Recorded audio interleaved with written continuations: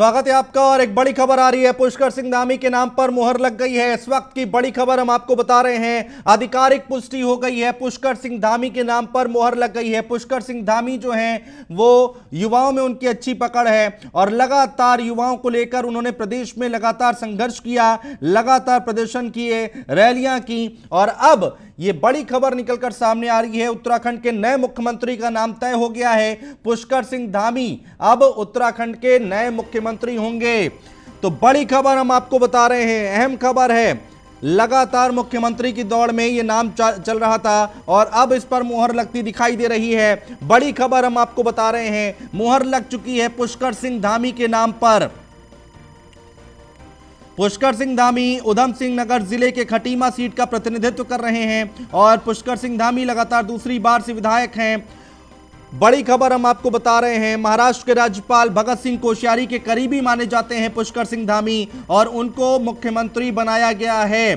तो बड़ी खबर हम आपको बता रहे हैं, सस्पेंस जो था वो लगातार चल रहा था, अब खत्म हो गया है। लगातार न्यूज़ वन इंडिया आपको बता रहा था कि पुष्कर सिंह धामी का नाम फाइनल हो सकता है। खबर निकल कर आई सूत्रों के हवाले से और वही होता दिखाई दे रहा है। विधायक दल की बैठक में इस बात का ऐलान हो गया है कि पुष्कर सिंह धामी जो हैं वो अब नए मुख्यमंत्री होंगे उत्तराखंड के। बड़ी खबर हम आपको बता रहे हैं, अहम खबर है, पुष्कर सिंह धामी के नाम पर मुहर लग गई है और अब उत्तराखंड के नए मुख्यमंत्री होंगे पुष्कर सिंह धामी। तीरथ सिंह रावत ने इस्तीफा दिया और उसके बाद अब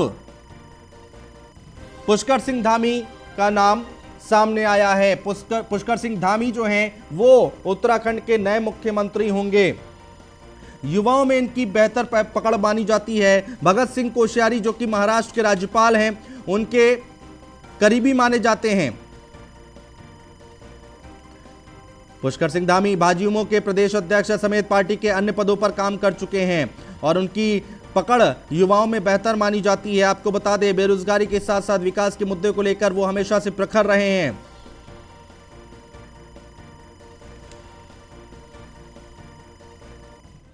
फहीम तना देहरादून से हमारे साथ हैं, भारतीय जनता पार्टी के दफ्तर से। फहीम तना, किस तरह की हलचल, किस तरह की तस्वीर वहां पर दिखाई दे रही है? पुष्कर सिंह धामी का नाम फाइनल हो गया, औपचारिक ऐलान हो गया?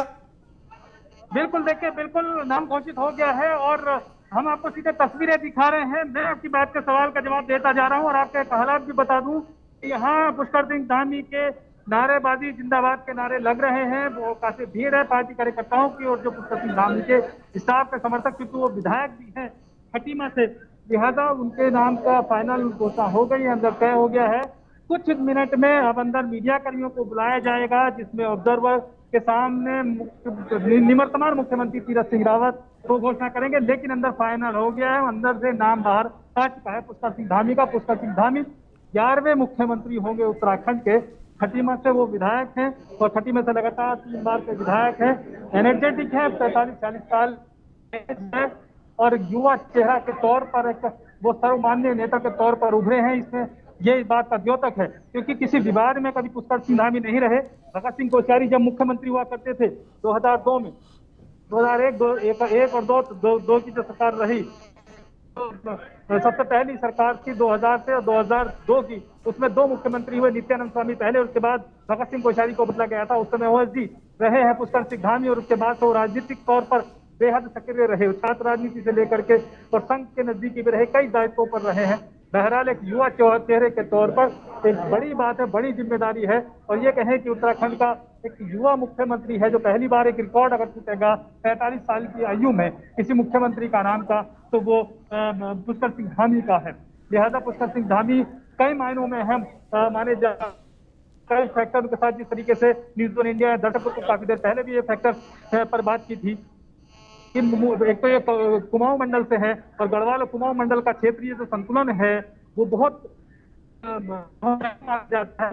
हर मोर्चे पर देखा जाता है, चाहे कांग्रेस की राजनीति हो चाहे बीजेपी की राजनीति हो, कि अगर अध्यक्ष गढ़वाल मंडल से है तो फिर मुख्यमंत्री कुमाऊं मंडल से हो, कुमाऊं मंडल से अगर मुख्यमंत्री गढ़वाल मंडल से है तो अध्यक्ष फिर कुमाऊं मंडल से हो। ये बात हमने जब त्रिवेंद्र सिंह रावत को हटाया गया तब भी देखी, क्योंकि जब अध्यक्ष बंशीधर भगत थे वो कुमाऊं से थे और अध्यक्ष जब बनाया गया है मुख्यमंत्री बनाया गया था त्रिवेंद्र सिंह रावत को, तीरथ कैबिनेट में लिया गया था। तो जातीय समीकरण के हिसाब से भी अगर देखें तो पुष्कर सिंह धामी ठाकुर हैं और मदन कौशिक ब्राह्मण हैं, जो कि प्रदेश अध्यक्ष हैं। तो ठाकुर ब्राह्मण का भी एक जातीय संतुलन जिससे सध रहा है, दूसरा जो क्षेत्रीय संतुलन है वो भी सध रहा है। तीसरी बात यह कि निर्विवाद है पुष्कर सिंह धामी के पर किसी तरीके का कोई उनकी राजनीतिक अगर इतिहास देखते हैं तो किसी तरीके का विवाद जुड़ा हुआ नहीं है।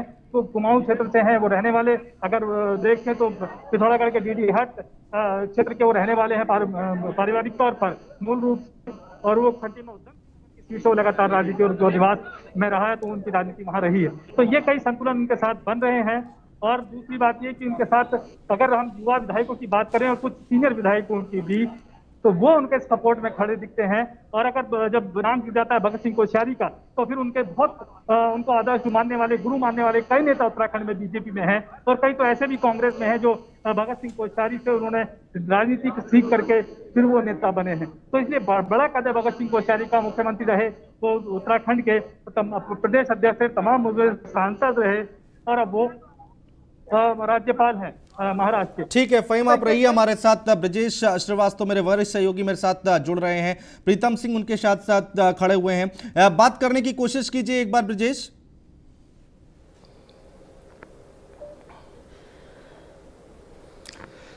बिल्कुल, देखिए उत्तराखंड के नए मुख्यमंत्री पुष्कर धामी का ऐलान हो चुका है। अब इस पर कांग्रेस की क्या प्रतिक्रिया है, बात करने के लिए हमारे साथ इस समय प्रीतम सिंह जी हैं। प्रीतम सिंह जी, उत्तराखंड को नया मुख्यमंत्री मिल गया है, आपकी क्या प्रतिक्रिया? देखिए, भारतीय जनता पार्टी ने पुष्कर सिंह धामी को उत्तराखंड का नया मुख्यमंत्री नियुक्त किया है। मैं पुष्कर सिंह धामी जी को मुख्यमंत्री बनने पर बहुत बहुत बधाई और शुभकामनाएं देना चाहता हूं। अच्छा होता यदि 4 माह पूर्व जो सीएम बने थे उस समय अगर भारतीय जनता पार्टी का राष्ट्रीय नेतृत्व जो है समझदारी से काम लेता तो मैं समझता हूं कि उत्तराखंड राज्य के अंदर जो राजनीतिक अस्थिरता का वातावरण पैदा हुआ, ये वातावरण पैदा नहीं होता। अच्छा, आपको लगता है देर आए दुरुस्त आए? देखिए, अब देर आए दुरुस्त आए ये प्रश्न नहीं है, क्योंकि नए मुख्यमंत्री जी को काम करने के लिए बहुत समय नहीं है। मात्र जो है 6 महीने का समय है, और इन 6 महीनों में नए मुख्यमंत्री जी किस तरीके से प्रदेश को आगे ले जाने का काम करेंगे, ये उस पर जो है नज़र रखने की आवश्यकता है। भाजपा ने अगर समझदारी से काम लिया होता तो शायद संभवतः जो उत्तराखंड के विकास में अवरोध पैदा हुआ वो अवरोध नहीं होता। प्रीतम सिंह जी, जाहिर सी बात है कि 2022 का चुनाव पुष्कर धामी के चेहरे पर लड़ा जाएगा। क्या पुष्कर धामी के खिलाफ कांग्रेस भी कोई चेहरा लेकर के आएगी, या कितनी बड़ी चुनौती मानते हैं पुष्कर धामी को? नहीं, देखिए, राजनीति में जब हम चुनाव मैदान में जाते हैं तो हर राजनीतिक दल जो है पूरी मजबूती के साथ चुनाव लड़ने का काम करता है। भाजपा किसको चेहरा बनाती है, किसके नेतृत्व में चुनाव लड़ती है, ये भारतीय जनता पार्टी को तय। लेकिन फर्क तो पड़ता है ना कि सामने कौन है। देखिए, मैंने कहा ना, कोई फर्क नहीं पड़ता है।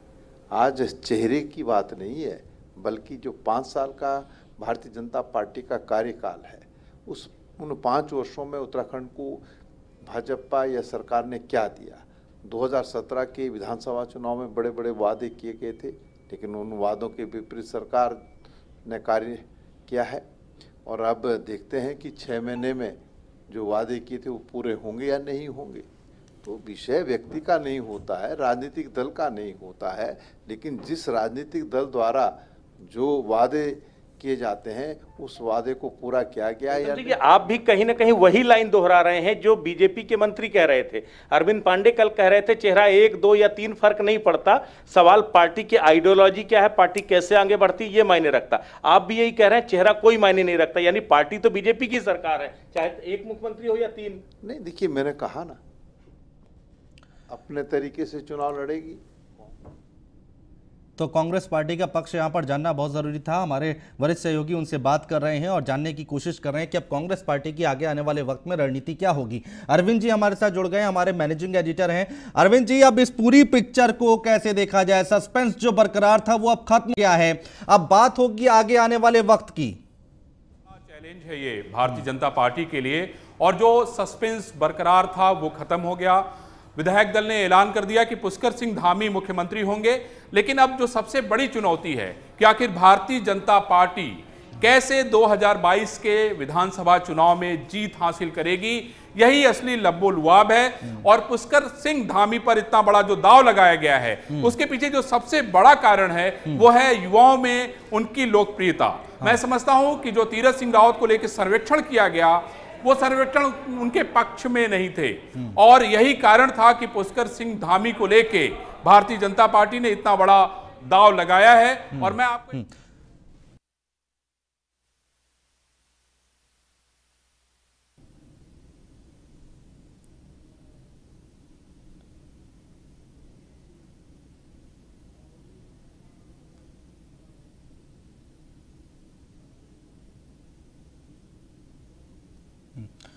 हम कोशिश कर रहे हैं कि आपको सुनवाएं कि यहाँ पर पुष्कर सिंह धामी की तरफ से क्या कुछ कहा जा रहा है, जो कि प्रतिक्रियाएं निकलकर सामने आ रही हैं। और ऐसे वक्त पर और देखिए, मेरी पार्टी ने जो एक सामान्य से कार्यकर्ता को, एक पूर्व सैनिक के पुत्र को, जो कि एक सामान्य परिस्थितियों में पिथौरागढ़ के सीमांत जिले में पैदा हुआ। जी अरविंद जी लगातार हमारे साथ बने हुए हैं न्यूज रूम से। अरविंद जी, यहाँ पर युवाओं की बात आप कर रहे थे कि युवाओं में उनकी अच्छी पकड़ मानी जा रही है, लेकिन यहाँ पर उत्तराखंड की अगर हम राजनीति देखें तो ब्राह्मण, ठाकुर और दलित पर यहाँ पर 3 फैक्टर काम करते हैं। और भारतीय जनता पार्टी की इसके पीछे की रणनीति क्या है? मैं समझता हूं कि आपको देखिए अरुण, मैं थोड़ा सा ये विस्तार से बताना चाहता हूं कि पुष्कर सिंह धामी के सामने कौन कौन सी चुनौतियां हैं, क्योंकि वो जानना बेहद जरूरी है। बहुत बड़ी जिम्मेदारी ये दी गई है पुष्कर सिंह धामी को। सबसे पहली चुनौती तो ये है कि 2022 का जो विधानसभा चुनाव है उसमें वो सबको साथ लेकर कैसे चलेंगे, ये बहुत ही महत्वपूर्ण बात मैं आपको बता दूं, क्योंकि अलग अलग जो गुट बन गए हैं। आप देखिए कि त्रिवेंद्र सिंह रावत, तीरथ सिंह रावत, उसके अलावा जो पुराने नेता हैं जिनके मन में इच्छा थी कि नहीं वो मुख्यमंत्री बन जाएंगे, लेकिन सबके मंसूबों पे पानी फेरकर धामी मुख्यमंत्री बने हैं, तो उनकी बहुत बड़ी जिम्मेदारी हो जाती है। और मैं समझता हूं कि केंद्रीय आला कमान ने बहुत बड़ा दांव खेला है। दूसरा मैं आपको बता दूं कि 2017 में जो शानदार प्रदर्शन किया गया था उसको कैसे कायम रख पाएंगे पुष्कर सिंह धामी, इसके लिए उनको रणनीति बनाने की जरूरत है। क्योंकि पुष्कर सिंह धामी को उस समय ये जिम्मेदारी दी गई है जब बहुत सारे नए नए मुद्दे जो है वो उत्तराखंड में चल रहे हैं। आप देखिए कि त्रिवेंद्र सिंह रावत बहुत सारे फैसले करके गए हैं, उसके बाद बहुत सारे फैसले आके तीरथ सिंह रावत ने पलट दिए, उन्होंने नए फैसले कर दिए। अब इन दोनों के बीच में उनको सामंजस्य बैठाना है। उसके अलावा मैं आपको ये बता दूं कि नए जो लोग हैं, जो विधायक हैं, जैसा कहा जा रहा है कि भगत सिंह कोश्यारी के बहुत खास, बहुत करीबी ये कहे जाते हैं। उसके अलावा युवाओं को बहुत सारी अपेक्षाएं हैं, बहुत सारे आंदोलन इन्होंने युवाओं को लेकर किए हैं, तो पुष्कर सिंह धामी से बहुत सारी अपेक्षाएं हैं। क्षेत्रीय जाति समीकरण साधने की बहुत बड़ी चुनौती है, गढ़वाल कुमायूं के बीच में संतुलन बनाने की चुनौती है अनुज। और उसके अलावा बीजेपी की अंदरूनी कलह, जिसकी मैं बात कर रहा था कि अंदरूनी कलह अगर दूर नहीं होगी तो बीजेपी के लिए बहुत बड़ी चुनौती होगी 2022 का विधानसभा चुनाव। लेकिन अरविंद जी, यहाँ पर भारतीय जनता पार्टी हमेशा चौंकाती है, और उत्तराखंड में भी इस बार चौंकाया है क्या? क्योंकि धामी के नाम पर किसी को उम्मीद थी कि मुहर लगेगी, हालांकि नाम चल रहा था, इस बात से कोई दो राय नहीं, लेकिन क्या इस बार भी चौंकाया बीजेपी ने? अनुज देखिए, इससे इनकार नहीं किया जा सकता। जैसा कि तीरथ सिंह रावत में लोगों को चौंकने का मौका मिला, पुष्कर सिंह धामी में भी लोग जरूर चौंक गए होंगे, क्योंकि आप देखिए सुबह से बहुत सारे नाम और कयास लगाए जा रहे थे। कहा जा रहा था सतपाल महाराज बहुत अनुभवी हैं, उनके चांसेस हैं। उसके अलावा धन सिंह रावत की बात हो रही थी। यहां तक ये भी कहा जा रहा था कि त्रिवेंद्र सिंह रावत जो है वो भी बन सकते हैं। उन्होंने तो मिठाई भी बांट दी। देखिए कार्यकर्ता कैसे उत्साह के साथ उनके कार्यालय में मिठाई खिला रहे थे एक दूसरे को, तो लग रहा था कि नहीं त्रिवेंद्र सिंह रावत भी दौड़ में है। लेकिन आला कमान ने जिस तरीके से पुष्कर सिंह धामी पे दाव लगाया है वो अपने आप में बहुत महत्वपूर्ण है। और भारतीय जनता पार्टी, और मैंने हमेशा ये देखा है कि प्रधानमंत्री नरेंद्र मोदी को ये अच्छा लगता है कि जो बातें हो रही हैं उसको कैसे बदल दिया जाए, और शायद उत्तराखंड में भी ऐसा ही कुछ हुआ है। बहुत सारे पेच हैं इस बार, बहुत सारी बातें निकलकर सामने आ रही है। कांग्रेस पार्टी बहुत सारे सवाल उठा रही है। कांग्रेस पार्टी, अभी मेरी किशोर उपाध्याय से बात हो रही थी तो वो कहते हैं कि साहब उत्तराखंड तो बहाना है, कंधा है, निशाना तो बंगाल है। तो ये क्या तीरथ सिंह रावत सूट नहीं कर रहे थे आला कमान को? क्या समझा क्या जाए?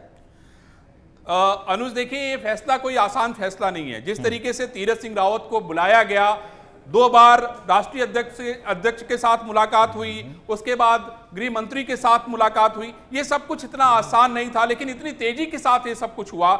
इससे ये पता चलता है कि भारतीय जनता पार्टी बड़ी राजनीति करना चाहती है और उस बड़ी राजनीति के पीछे बंगाल भी अछूता नहीं है, क्योंकि बंगाल में ममता बनर्जी कहीं से भी सदस्य नहीं है और इसके बारे में अब ममता को भी सोचना पड़ेगा कि आखिर वो क्या करेंगे। लेकिन यहाँ पे सवाल एक ये उठता है अनुज की, तीरथ सिंह रावत को इतनी जल्दी इस्तीफा क्यों दिलाया गया? क्योंकि अभी उनके पास समय था, 3 महीने लगभग पूरे हुए थे और 3 महीने का समय था। लेकिन सवाल यह उठता है कि जो अंदरूनी सर्वेक्षण कराया गया, भारतीय जनता पार्टी ने जो अंदरूनी सर्वेक्षण कराया, उससे कहीं ना कहीं यह पता चलता है कि 2022 में अगर भारतीय जनता पार्टी तीरथ सिंह रावत के चेहरे पे चुनाव लड़ेगी तो उसके साथ क्या होने वाला है।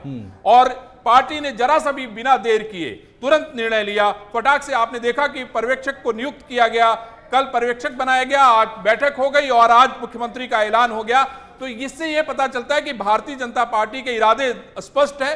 राजनीति किस तरह से करनी है, उसका निशाना कहां पे है, यह भी बताने की मुझे जरूरत नहीं है, लेकिन उनको उत्तराखंड का चुनाव कैसे जीतना है, फिर से इतिहास कैसे दोहराना है, इससे भी इनकार नहीं किया जा सकता। अरविंद जी, यहां पर एक बात और निकल कर आ रही है पुष्कर सिंह धामी को लेकर कि वो उनको प्रशासनिक अनुभव नहीं है, तो आगे आने वाले वक्त में नौकरशाही को कैसे वो कंट्रोल करेंगे, शासन कैसे चलाएंगे, ये सारी बहुत बड़ी चुनौतियां हैं। और दूसरी तरफ संगठन को भी मैनेज करना है, तो कांटो भरा ताज है ये। निश्चित रूप से अनुज, मैं आपको बता दूं कि ये कांटो भरा ही ताज है, क्योंकि ब्यूरोक्रेसी को मैनेज करना ये इतना आसान नहीं। आपने हरिद्वार में देखा कि कितना बड़ा कांड हो गया है और लोगों को हवा तक नहीं लगी। इतने RT-PCR की जांचें नकली निकल गई, फर्जी आंकड़े भर दिए गए, लेकिन अफसरों ने यह जरूरी नहीं समझा कि वो सरकार को इस बात की जानकारी दें। एक मुख्यमंत्री चले गए, दूसरे मुख्यमंत्री आए, उन पे भी आरोप लगने शुरू हो गए, एक खेमा दूसरे पे आरोप लगाता रहा जी। तो पुष्कर सिंह धामी के लिए बहुत बड़ा चैलेंज है कि कैसे वो नौकरशाही और पार्टी में कैसे आपस में सामंजस्य रखते हैं। लेकिन अरविंद जी, अब यहाँ पर एक चीज और समझाइए कि यहाँ पर पुष्कर सिंह धामी आ गए हैं, क्या आपको लगता है क्या कि 22 का चुनाव हमारे सामने है और इनकी सबसे बड़ी बैकबोन जो है वो युवा हैं? निश्चित रूप से आपने देखा कि पुष्कर सिंह धामी को अगर आप देखिए, उनकी राजनीति को अगर आप अध्ययन करिए तो युवाओं में वो अच्छे खासे लोकप्रिय हैं। उन्होंने बहुत सारे आंदोलन जो है युवाओं को लेकर चलाए और मैं समझता हूं कि भारतीय जनता पार्टी ने युवाओं पे दांव लगाया है और ये सारा खेल युवाओं का है अनुज, और युवा ही भारतीय जनता पार्टी की तकदीर को बदलने का काम करेंगे। और हम भी ये उम्मीद करते हैं कि पुष्कर सिंह धामी को लेके भारतीय जनता पार्टी ने, राष्ट्रीय नेतृत्व ने जो सपना देखा है वो सपना मैं समझता हूं कि पुष्कर सिंह धामी उनका पूरा करेंगे और शायद इसीलिए इतना बड़ा दांव लगाया गया। अरविंद जी, जब यहां पर अब चुनाव मैदान में जाएंगे तो जनता के बीच में जाएंगे तो ये भी समझाना होगा कि मात्र 3.5 महीने में आपने मुख्यमंत्री क्यों बदला, ये अपने आप में एक बड़ा सवाल है। तो ये क्या वहां पर कन्विंस कर पाएंगे कि नहीं कर पाएंगे, ये भी अपने आप में चुनौती है। देखिए, आपने देखा कि किस तरीके से विधायक दल ने जब इनको नेता घोषित किया तो उसमें सबकी सर्वसम्मत थी जी। और शायद ये जनता में संदेश देने के लिए किया गया था कि किसी का कोई विरोध नहीं है जी। तीरथ सिंह रावत को जब दिल्ली बुलाया गया तो आपने देखा कि कैसे उनको मनाया गया। वो 2 बार राष्ट्रीय अध्यक्ष से मिले जबकि उसकी कोई जरूरत नहीं थी। राष्ट्रीय अध्यक्ष से मिलने के अलावा उन्होंने केंद्रीय गृह मंत्री अमित शाह से मुलाकात की। तो मैं समझता हूं ये सारी कवायद इसलिए की गई क्योंकि पार्टी में कोई टूट ना हो, पार्टी में एकजुटता का संदेश हो और शायद ये करने की कोशिश आला कमान की तरफ से की गई। तकरीबन 20 साल हुए हैं उत्तराखंड को। मेरी कर्मभूमि है, मुझे सेवा का अवसर दिया है। मैं निश्चित रूप से अपने पार्टी के हाईकमान को, माननीय नरेंद्र मोदी जी को, माननीय गृह मंत्री जी को, हमारे राष्ट्रीय अध्यक्ष जी को, पूरे हमारे राष्ट्रीय नेतृत्व को और प्रदेश के नेतृत्व को देखिए, जो भी जनता के जो मुद्दे हैं उन मुद्दों पर हम लोग जो है लगातार सबका सहयोग लेकर, सब लोगों को लेकर काम करेंगे। जनता की सेवा। समय में मिला है जब एक संवैधानिक संकट पैदा हुआ है, इससे 2 महीने पहले ही मुख्यमंत्री बदला गया है। इतनी बड़ी चुनौती है वापस चुनाव में जाकर पार्टी को जिताकर लाना। देखिए, चुनौती भी है और निश्चित रूप से एक चुनौती और चुनौती को हम स्वीकार करते हैं। सबका सहयोग लेकर हम जो है पार्टी को आगे बढ़ाने का काम करेंगे, जनता की सेवा करेंगे।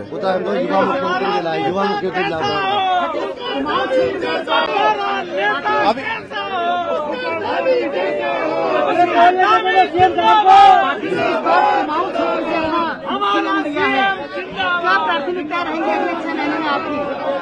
देखिए, मैंने कहा कि जनता की सेवा और निश्चित रूप से जो मेरे पूर्ववर्ती लोगों ने जो काम को आगे बढ़ाया है उस काम को आगे बढ़ाऊंगा। चलिए।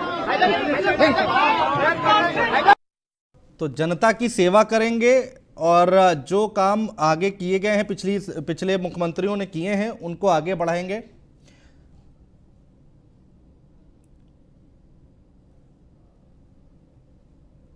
और अरविंद जी के पास चलते हैं। अरविंद जी न्यूज़ रूम से लगातार हमारे साथ बने हुए हैं। अरविंद जी, यहाँ पर पुष्कर सिंह धामी को हम सुन रहे थे, लेकिन मैं आपसे दूसरा सवाल करने वाला था कि 20 साल तकरीबन हो गए उत्तराखंड को बने हुए, 11 मुख्यमंत्री हमने देख लिए, पर एनडी तिवारी एक 5 साल अपना पूरा कार्यकाल कर पाए। इसे विडंबना नहीं तो और क्या कहा जाए?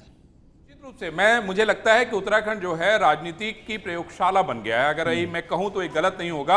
अब आप देखिए कि सतपाल महाराज जो है बैठक से नाराज होकर निकल गए, जिसकी हम लोग आशंका कर रहे थे, जिसकी चिंता कर रहे थे और जिसकी मैं समझता हूं कि पार्टी भी चिंता कर रही है, वो सतपाल महाराज जिनको बुलाया गया था, जो कि कांग्रेस में हुआ करते थे, उनको चुनाव लड़ाया गया, उनको मंत्री बनाया गया और वो नाराज होकर निकल गए हैं। अब ये जैसा हम लोग डिस्कस कर रहे थे अनुज, ये सब सारा कुछ इतना आसान नहीं है जितना दिखाई पड़ रहा है। हाँ। पुष्कर सिंह धामी के लिए ये कांटों का ताज है और ये 6 महीने इनके कैसे गुजरेंगे, मैं समझता हूं कि ये पुष्कर सिंह धामी को भी समझ में नहीं आएगा। अब आप देखिए कि सतपाल महाराज के साथ कौन कौन लोग निकल के उनके साथ गए हैं, ये जानना और ये समझना भी बेहद महत्वपूर्ण है। और मैं आपको बता दूं कि ये बात अगर निकली है हाँ। तो दूर तलक जाएगी, इससे इनकार नहीं किया जा सकता। नहीं तो यहां पर तो बड़ी मुश्किल है अरविंद जी। पुष्कर सिंह धामी जिनको इतना अनुभव नहीं है अभी सरकार चलाने का, मुख्यमंत्री उनको बना जरूर दिया गया है, और जब सतपाल महाराज जैसे लोग अगर नाराज हो जाएंगे, इतने वरिष्ठ जो नेता हैं, तो कैसे मैनेज करेंगे? ये तो बहुत बड़ी मुश्किल आ जाएगी इनके सामने। एकदम ठीक कहा। मैंने यही कहा कि सतपाल महाराज अगर नाराज हो जाएंगे, उनके साथ बहुत सारे विधायक, मैंने कहा कि पुष्कर सिंह धामी के लिए जो सबसे बड़ा चैलेंज है, जो वहां पे अलग अलग गुट बन गए हैं, देवेंद्र सिंह रावत का गुट होगा, तीरथ सिंह रावत का गुट होगा, सतपाल महाराज का गुट होगा, उधम सिंह रावत का गुट होगा, तो इस गुटबाजी से कैसे तीरथ सिंह धामी पार पाएंगे, ये उनकी सबसे बड़ी विजय होगी। पार्टी ने इनके ऊपर दाव तो लगा दिया और इन्होंने धन्यवाद भी दे दिया। इन्होंने राष्ट्रीय अध्यक्ष को धन्यवाद, मैं उनकी बातें सुन रहा था कि सबको साथ लेकर चलेंगे जी। ये वही रटा रटाया जवाब है जो शायद सब बोलते हैं। तीरथ सिंह रावत ने भी यही बोला था, मुझे याद है जिस समय उनको मुख्यमंत्री बनाया गया था। आज पुष्कर सिंह धामी भी यही बोल रहे हैं। तो प्रश्न ये उठता है कि आखिर अगर सबको साथ लेकर चलने की बात थी, तो आखिर सतपाल महाराज क्यों नाराज होकर चले गए? ये बड़ा सवाल है और ये कार्यकर्ताओं के मन में भी सवाल है और मैं समझता हूं कि उत्तराखंड की जनता के मन में भी सवाल है, वो भी इसका जवाब चाहती होगी। किशोर उपाध्याय से जब हमारी बात हो रही थी तो उन्होंने कहा कि ये तो बड़ा बचकाना फैसला है भारतीय जनता पार्टी का। धामी जी की वो तारीफ जरूर कर रहे थे, कह रहे थे मेरे छोटे भाई की तरह हैं, लेकिन कह रहे हैं बहुत बचकाना है। और मैंने कहा आपको नुकसान होगा, तो वो कहते हैं मेरे को नहीं होगा, ये तो भारतीय जनता पार्टी को नुकसान होगा। तो कांग्रेस पार्टी को भी मौका मिला है क्या यहाँ पर? देखिए, इसे इनकार नहीं किया जा सकता। मैं आपको बता दूं कि कांग्रेस निश्चित रूप से खुश होगी, क्योंकि ये इतना सारे, मैंने बताया कि उत्तराखंड एक प्रयोगशाला की तरह काम कर रहा है। 20 साल में 11वां मुख्यमंत्री, तो ये कोई आसान बात नहीं है। सिवाय नारायण दत्त तिवारी के किसी ने अपना कार्यकाल पूरा ही नहीं किया। ये भी अपने आप में एक इतिहास है। तो प्रश्न ये उठता है कि पुष्कर सिंह धामी, जिनके पास 6 महीना है चुनाव में जाने के लिए बचा हुआ है, वो सबको साथ लेकर चलें। सरकार ने जो अभी तक काम किए हैं उसको वो रजिस्टर्ड करवा सके जनता के मन में। उसके अलावा नए काम, उनको अपने काम भी दिखाने हैं। हाँ। उनको केंद्र के नए काम भी बताने हैं जनता को, और उनको ये आश्वस्त करना है कि न कहीं कोई गुटबाजी है, न कार्यकर्ता निराश हैं, न भ्रष्टाचार है, नौकरशाही बहुत अच्छी तरह से चल रही है। तो ये सारे इम्तिहान उनको पास करने पड़ेंगे और सारे इम्तिहान वो पास करेंगे तभी जनता की अपेक्षाओं पे खरे उतर पाएंगे। नहीं तो मुझे ये सारी बातें, ये सारी चीजें आसान नहीं लग रही। अरविंद जी देखिए, फोटो आई है, दर्शकों को दिखाना बहुत जरूरी है। जो पिक्चर वहां से निकलकर सामने आई है, यहाँ पर सब साथ दिख रहे हैं, हाथों में हाथ है, हाथ ऊपर है, लेकिन सतपाल महाराज शायद मुझे कहीं दिख नहीं रहे हैं। बस यही सतपाल महाराज नहीं दिख रहे हैं, जिसका जिक्र आप कर रहे थे। तस्वीर बहुत कुछ कहती है। हाँ। मैं ये कह रहा हूं कि तस्वीर बहुत कुछ कहती है। आप देखिए कि सारे के सारे लोग, देखिए सारे लोगों ने ये हाथ उठाकर कम से कम पुष्कर सिंह धामी के पक्ष में जैसे लगता है कि मतदान किया है, लेकिन सतपाल महाराज नहीं दिखाई दे रहे हैं। ये भी बड़ा सवाल है और ये सवाल तो मैं समझता हूं कि सतपाल महाराज से पूछा जाना चाहिए।